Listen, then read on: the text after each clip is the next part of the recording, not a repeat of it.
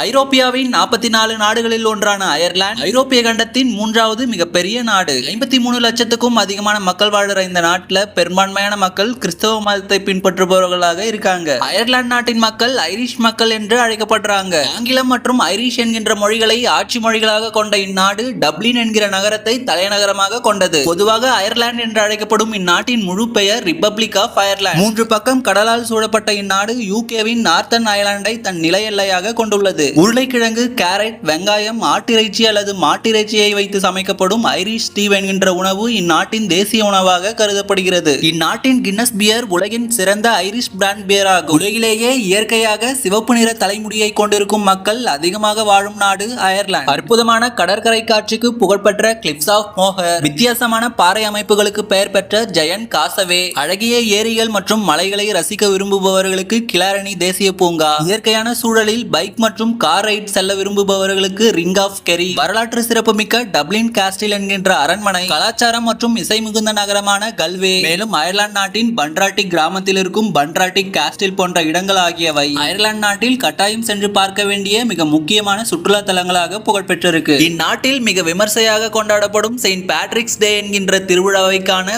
உலகெங்கிலும் இருந்து ஏராளமான சுற்றுலா பயணிகள் அயர்லாந்து நாட்டுக்கு வருகை தராங்க.